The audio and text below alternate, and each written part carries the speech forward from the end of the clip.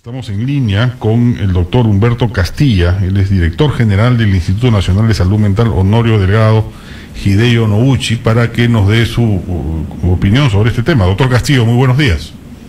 Buenos días, Carlos, buenos días a la audiencia. Realmente todos de alguna forma estamos sorprendidos y conmocionados por esta noticia, ¿no? Y lo que creo que pone de manifiesto es esto, justamente lo que tú estás diciendo. Es casi, digamos, uno no podría esperar que una persona con las condiciones de talento, con el prestigio, con la fama, podría haber incurrido en una acción como esta del suicidio. Claro, todo esto está para confirmar, pero esta hipótesis, sí, en efecto, es una hipótesis muy verosímil. Entonces creo que esto nos hace ver que el suicidio es parte de un problema que está oculto en el alma, oculto en el ser, ¿no? Y que es la depresión en muchos casos. En la depresión en algún momento se produce algo así como un estrechamiento de la conciencia, en la que la persona solamente ve el problema y como inmenso, como si ocupara toda su mente, es ocupada prácticamente por la situación problemática, y muchas veces estos problemas son hasta ficticios o son en la práctica poco relevantes, ¿no? Pero él lo vive como si fuera todo, y al mismo tiempo hay una mirada muy empequeñecida de sus capacidades, de sus posibilidades, y puede haber un momento tal de convicción que en ese rato, o sea, la sensación, el pensamiento y la convicción es que el suicidio es la única salida, ¿no? Entonces es importante, como tú dices, estar observando qué es lo que vamos sintiendo y cómo van ocurriendo estas enfermedades. ¿Hay depresiones y depresiones? ¿Hay distingo entre los cuadros, un cuadro neurótico, un cuadro psicótico? Y por ende los tratamientos son más o menos intensos en psicofármacos? Sí, creo que es esto que dices, hay depresiones y depresiones. Hay la depresión que podemos decir reactiva, que es la que todos conocemos y que ocurre generalmente cuando pasa alguna situación adversa para la persona, alguna pérdida de algo valioso, de algo importante, alguna situación difícil, y la respuesta es que la persona se deprime, se pone triste, llora, está como un poco desganado para hacer cosas. Esa es, digamos, una depresión reactiva y que generalmente es proporcional a la situación que lo causó, digamos, ¿no? Si una persona le desaprueban en un examen, lógicamente no va a estar contento, pero seguramente estará triste un momento y luego buscará retomar las cosas. Si una persona pierde una relación afectiva, también estará triste unos días y luego tal vez ya empieza a recuperarse y empieza a buscar otras alternativas. Entonces, esa es una depresión que es proporcional a la situación de pérdida. Pero hay otras depresiones que no tienen que ver con la situación de pérdida que está ocurriendo, y a veces eso es el pretexto. ¿No? Y entonces ahí lo notamos que ya esta depresión es más intensa, más prolongada que la depresión, que lo que correspondería a una pérdida de un valor, de algo valioso. Entonces ahí ya estamos hablando de una depresión que es una depresión que en realidad ya estaba dentro de la persona y que solo se activa. Y es esa depresión que se ha ido formando desde la infancia. Y esta es la depresión que puede llevar al suicidio, ¿no? Es esta depresión, por decirlo así, endógena, porque ya está adentro y se forman muy tempranamente y tiene también inclusive algunos factores genéticos, y es una depresión que tiene tratamiento en general. Ahora, hoy en día los psicofármacos prácticamente se puede decir que pueden, si no curar, controlar todos los cuadros depresivos. Sí, mira, digamos, entre un 70% en promedio, un 70%, de 60 a 80% de los casos de depresión pueden remitir con un tratamiento farmacológico, ¿no? Porque, como lo decías, digamos, la depresión, esta disfunción del ánimo, esta alteración del ánimo, es también una alteración, una disfunción en el sistema nervioso. O sea, el sistema nervioso, el cerebro tiene varias áreas y estas áreas tienen que estar coordinadas y sincronizadas para que nuestras conductas sean adecuadas. Pero a veces los mensajes de un lado del cerebro no llegan a otros lados del cerebro. Y entonces de lo que se trata es de mejorar la conectividad del sistema nervioso, la conectividad del cerebro. Y ahí ayudan muchos psicofármacos. Entonces es necesario que las personas que sospechan de una depresión, justamente porque sus tristezas o sus desánimos son muy prolongados o muy intensos. ¿Cuáles son los síntomas? Ayuda. ¿Cuáles son los síntomas más frecuentes, más evidentes? Se me está escuchando con eco, César. No sé si es problema tuyo o problema de no sé dónde, pero se está escuchando con eco lo que yo hablo. ¿Cuáles son los síntomas que cualquier persona debiera atender de inmediato, digamos?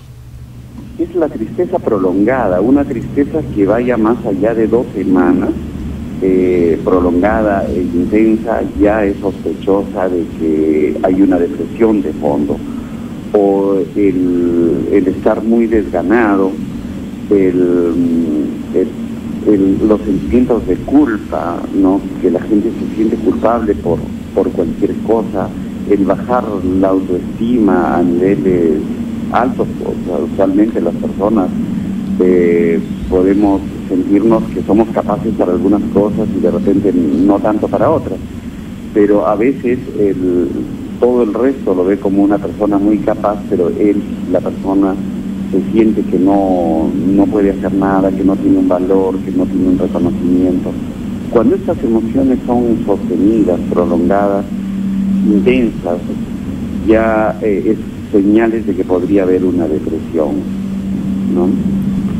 Ahora, los psicofármacos, el temor de mucha gente, se lo digo, doctor, para tomar psicofármacos o acudir a tomar antidepresivos, como se conocen generalmente, es que tiene demasiados efectos secundarios, que produce temblor en las manos o extremidades, en la mandíbula y por ende dificulta el habla, que se seca la boca y se nota cuando una persona está medicada, que genera impotencia, en fin, hay toda una serie de mitos o de temores que hacen que muchas personas no acudan a esta terapia.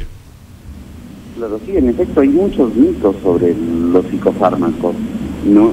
Uno es lo que dices, que generalmente se entiende al psicofármaco como un sedante, pero los sedantes son solamente un tipo de psicofármacos y se usan bajo ciertas circunstancias, pero como tú lo refieres, los antidepresivos no tienen, digamos, efectos inmediatos, ni positivos ni negativos. O sea, el psicofármaco es como un regulador que se toma y recién después de 1 o 2 semanas van apareciendo los efectos positivos. Y las personas lo pueden tomar inclusive en las mañanas, o sea, pueden manejar utilizando este antidepresivo y hacer cualquier función intelectual o física. En realidad los antidepresivos modernos tienen muy pocos efectos secundarios, ¿no? Es importante sí que sean prescritos por los médicos. Ah, no, claro. No necesariamente por los psiquiatras, ¿no? O sea, la depresión es una enfermedad relativamente común y debe ser diagnosticada y tratada por los médicos generales. En realidad todos los médicos estamos capacitados para diagnosticar y tratar una depresión.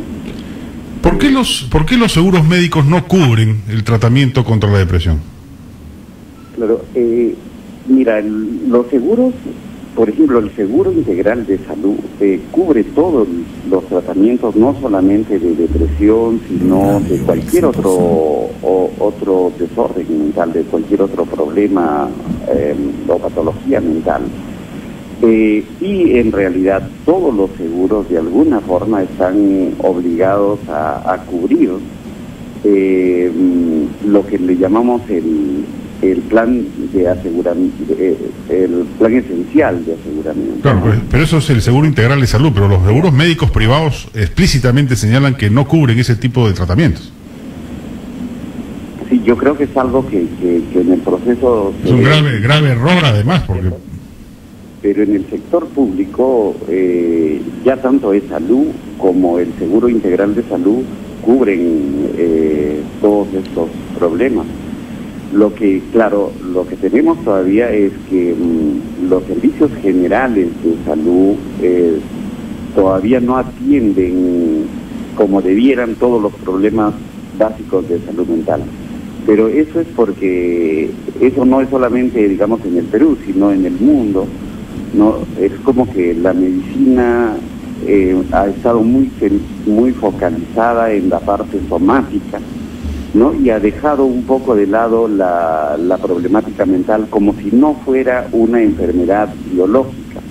Se ha planteado más como si fuera una patología moral, por decirlo, claro. ¿no? Entonces, las instancias encargadas de la moralidad han estado viendo más eso, o de la subjetividad. Pero ahora la evidencia, sobre todo en los últimos 20, 30 años más, y en los últimos 10 más todavía, las investigaciones sobre el cerebro han puesto de manifiesto que detrás de la depresión hay un problema neurobiológico. Neurobiológico, exacto. Un problema de neurotransmisores. Que haber un problema social y un problema psicológico, digamos. Claro que sí. Ahora, en las redes Mardehue me dice acá, la depresión mata si no existe una ayuda profesional. No basta el psicólogo. Efectivamente, yo lo digo como psicólogo. No basta una psicoterapia para sacar de un problema depresivo. Ahora, Teresa Carpio me dice acá, las dosis de fármacos no pueden ser el problema, porque ella dice algo que yo constato. Muchos pacientes en tratamiento sí hablan y reaccionan con lentitud. Entonces genera pues esta imagen del paciente estigmatizado. Y eso hace que muchos no acudan a este tipo de terapias, ¿no? Así es. No, pero o sea, lo que uno ve en la clínica, en los consultorios, en los hospitales, en todos los servicios de salud, o sea, cuando uno hace un diagnóstico de depresión y le da el tratamiento adecuado a la persona, es realmente sorprendente cómo esta persona, 2 semanas después, cambia su manera de pensar, de sentir y obviamente de vivir, ¿no? Y entonces esa dimensión biológica, atenderlo es muy importante. Claro. Eso es lo que creo que ha sido una omisión de la medicina en general. Ahora, ¿qué grado de eficacia tienen los psicofármacos? ¿Todas las depresiones son controlables, resolubles? Digamos, no todas, digamos. O sea, hay otras que requieren, además del psicofármaco, requieren una psicoterapia. ¿Por qué? Porque ya están, digamos, es como si la persona que tiene una depresión, también de la propia depresión hiciera un modo de vida. O sea, ya cambia sus maneras de alguna forma, por decirlo así, las personas utilizan, en el buen sentido, a veces en el malo también, la depresión como una forma ya de relacionarse con los otros, y hay ciertas ganancias secundarias del hecho de estar deprimido. Una persona que está deprimida termina convocando a otros para que lo cuiden, para que lo consuelen, ¿no? Y entonces se genera una dinámica alrededor del depresivo que termina reforzando la propia depresión. Entonces ahí, por ejemplo, es necesario ya abordajes terapéuticos, tanto de terapia individual como terapia de familia, ¿no? Doctor, ¿se podría usted...? En su modo simple, la gran mayoría remite pues con tratamiento farmacológico, ¿no? Ajá. ¿Se podría usted quedar en línea? Hay algunos oyentes que quieren seguramente plantear unas inquietudes. Sí, claro. Okay. A ver, aló, buenos días. Sí, buenos días. Yo le agradezco mucho su respuesta al respecto, pero es cierto, como dice Juan Carlos, no, la psicología no es suficiente, y me parece que este tema merece una infusión, así como cuando se discuten temas políticos y qué sé yo, mucho más seguido, porque la sociedad está viéndose enfrentada a este tipo de problemas, y muchas familias tienen un problema de este tipo en casa, y a veces no saben tratarlo, no conocen, hay un desorden en la conducta del hijo, de la hija, del esposo, de la esposa, se considera una mala crianza, una afrenta, muchas cosas, pero no que hay un problema mucho más serio. Me parece que la sociedad necesita conocer más a fondo esto, mucho más a fondo, y también se necesita que, por ejemplo, ahora que los señores estos candidatos alcaldes hacen sus campañas, hay cosas que pueden hacer que ayudan a la sociedad, como por ejemplo tener en sus centros de ayuda social un psiquiatra, un psicólogo, para ayudar a las personas. Es importante que se detecte esto. En el año 96 tuve la suerte de tener un libro en mis manos, y se anunciaba ya de que para el 2019 la sociedad iba a sufrir el flagelo de 1 de cada 4 habitantes de este planeta que iban a ver trastornos de ese tipo de salud mental. Y poco se está haciendo. Tenemos un Larco Herrera, Emilio Valdizán y algunos otros locales, pero no se abastecen, y es necesario enfocar desde el punto de vista medicinal, profesional, terapia, y que la familia también conozca cómo comportarse con estos hermanos, estas personas que no están así porque quieren, que hay factores desencadenantes, cómo es que la mujer se deprime más que el varón, en qué momentos se pueden presentar ser propenso a estos problemas de depresión. Hay factores que ocurren en la familia.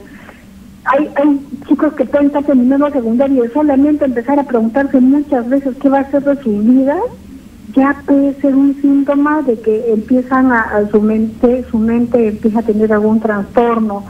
Se tiene que conocerse mucho, Juan Carlos, y te voy a agradecer, tú como psicólogo sí entiendes de lo que estoy hablando y de lo que toda la sociedad tenemos como misión, no marginarles, darles mucho amor, comprensión, que no significa aceptar y aplaudir ciertas cosas, porque también estas personas necesitan cierta disciplina, pero también necesitan afecto, necesitan saber que son importantes, necesitan saber que también pueden producir, que también pueden seguir enfrentando la vida bien y ser personas que producen. Por favor, quisiera que se entienda en toda la magnitud lo que estoy diciendo. Gracias por llamarnos. Efectivamente, hay que calibrar la dimensión completa del problema. Doctor Castillo, ¿algún comentario a la llamada? Sí, creo que es muy importante lo que ella plantea, ¿no? Este tema de que uno no está deprimido porque quiere, y no es un tema de voluntad, y no es un tema de que solamente le dices ya hágala adelante y vamos adelante y sale. Cuando la depresión está instalada ya no es solo un tema de afecto, no es cuestión de darle... Afecto es importante, pero lo importante es el tratamiento. Cuando una persona ya tiene esta depresión, y esta depresión ya es una depresión patológica, digamos, ya es una depresión que no es resultado de las circunstancias actuales, requiere un tratamiento. Y eso es lo que hay que hacer, es buscar el tratamiento. Y como ella dice, los hospitales de especializados, de hecho, no se abastecen. Hace poco nos hemos reunido entre los 3 hospitales especializados, pero no para que nosotros atendamos todo, digamos, sino justamente para que nosotros ayudemos a los otros hospitales, y a su vez los hospitales a los centros de salud, para que todos atendamos la depresión. Algunas inquietudes, de salud se atienda la depresión. Algunas inquietudes, doctor Castillo. Una, la depresión endógena, esta que es producto de desórdenes neurobiológicos, ¿puede ocurrir en la infancia? Sí, claro. También. Claro, la depresión. Es más, todas las depresiones, por decirlo así, si quisiéramos generalizar, se van formando en la infancia. O sea, se forman... No, pero me refiero a un cuadro en el cual un niño pueda requerir un tratamiento psicofarmacológico antidepresivo. Sí, claro. También. Claro, la depresión es un problema bastante frecuente también en los niños. Solamente que la forma como se expresa en el niño es distinta. No necesariamente es la forma como se expresa en el adulto. Exacto. En el No adulto necesariamente hay llanto o tristeza evidente. Claro, con tristeza evidente que es en el adulto. En el niño puede ser más bien con inquietud, con diversos mecanismos para llamar la atención, con problemas también en su desempeño psicomotor, ¿no? Algunos un poquito más activos, otros incluso perdiendo vitalidad, ¿no? También se expresa la depresión a través de síntomas somáticos. O sea, muchas de las depresiones en nuestro medio se expresan en cefaleas, en dolores de cabeza, ¿no? En dolores de varias partes del cuerpo, ¿no? Se expresan en molestias digestivas. Es decir, ¿Podemos hablar de bebés depresivos? ¿Cómo? ¿Podemos hablar de bebés depresivos? Sí, podemos hablar de bebés depresivos, claro que sí. O sea, hay formas depresivas que se dan muy tempranamente, ¿no? Y que quizás ahí se manifiesta todo el cuadro de una manera a veces crítica. Es lo que se llama la depresión anacrítica, ¿no? Que es una depresión en la que el niño básicamente por una situación de abandono temprano, o sea, al principio empieza a demandar ayuda, pero luego llama la atención, llora, se agita.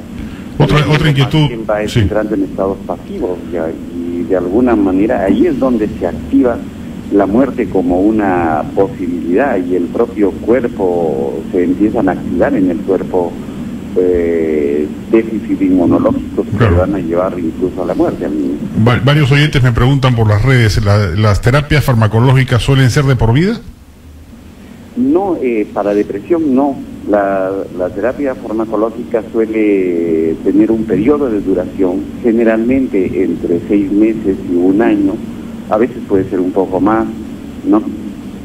Pero es un periodo de tratamiento.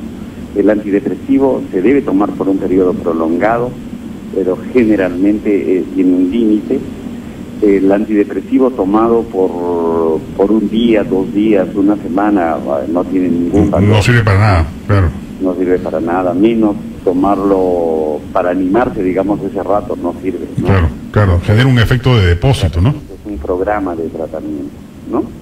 Claro, aquí Dante Bobadilla me hace una observación interesante. En salud, por ejemplo, solo los psiquiatras recetan antidepresivos. Entonces mucha gente no va al psiquiatra pues porque sigue creyendo que va al loquero, ¿no? Hay un estigma. Claro. Deberían poder recetarlo cualquier médico, ¿no? Así es, todos los médicos estamos capacitados para eso, ¿no? Porque en nuestra formación todos los médicos hacemos cursos de psiquiatría, así como hacemos cursos de neumología, digamos. Si un médico no tiene la capacidad de tratar una neumonía, por ejemplo, hay un problema más de tipo singular, particular, de él, pero no de la profesión. O sea, como profesionales médicos todos tenemos la capacidad para tratar una depresión. El asunto es que muchas veces, como te decía, la medicina en general no le ha prestado mucha atención, ¿no? Pero ahora ya, digamos, se está prestando, hay una política de salud mental consistente en la que se está avanzando en términos, por ejemplo, de financiamiento, que el seguro cubra todo el tema de todos los tratamientos en salud mental. Se está avanzando en el tema de fármacos, o sea, la disponibilidad de psicofármacos en las farmacias de los hospitales públicos que tenemos abastecidos de psicofármacos, ¿no? Claro, a veces no llega todavía a las redes, estamos en eso, tratando de que cada red tenga a disposición también psicofármacos. ¿Se da más en mujeres que en hombres? Médicos generales en eso también. ¿La depresión se da más en mujeres que en hombres? Sí, hay una prevalencia mayor en mujeres, ¿no? Y esto tiene que ver, como te decía, la depresión tiene que ver con factores genéticos, pero claro, también tiene que ver con factores ambientales. Y mi hipótesis es de que, digamos, en una sociedad machista todavía como la nuestra, las mujeres, digamos, tienen a veces menos recursos y menos disponibilidad de afecto, por decirlo así, en su infancia, porque es en la infancia donde se forma. Y a veces se presta más atención en una sociedad machista a los hijos hombres que a las hijas mujeres. Una pregunta final, ¿la depresión en su variante biológica es hereditaria? Sí, hay, en realidad en todos los problemas de salud mental hay componentes genéticos. Claro. Claro, pero una cosa es que hay un componente genético, otra cosa es que sea hereditaria, ¿no? Claro, digamos, en el sentido de que si una mamá es depresiva y su hijo va a ser depresivo, o sea, no hay esa línea determinista, ¿no? Okay. Pero sí es un factor. O sea, la depresión materna influye mucho, o sea, sobre todo la depresión postparto, ¿no? El que la mamá esté deprimida en los primeros meses de vida de un niño es una situación realmente de alto riesgo para ese niño, porque una mamá con depresión no tiene un soporte adecuado en la familia, seguramente va a haber muchos descuidos para el niño no va a estar protegido, y eso pasa a la factura luego. O sea, digamos, la depresión es la tristeza que se da en la depresión, es una tristeza que refleja la pérdida del afecto o el no haber tenido afecto en épocas tempranas o muy tempranas de la vida. Así es. O sea, cuanto más temprano tengamos el mejor afecto, el mejor cuidado, esa es la forma de prevenir la depresión en el adulto, la depresión y otros problemas de salud mental, ¿no? Doctor Castillo, muchas gracias. Por nada, Juan Carlos, estamos a su disposición para seguir tratando estos temas. Muy bien, hemos estado con el doctor Humberto Castillo, director general del Instituto Nacional de Salud Mental Honorio Delgado Gideyo Noguchi.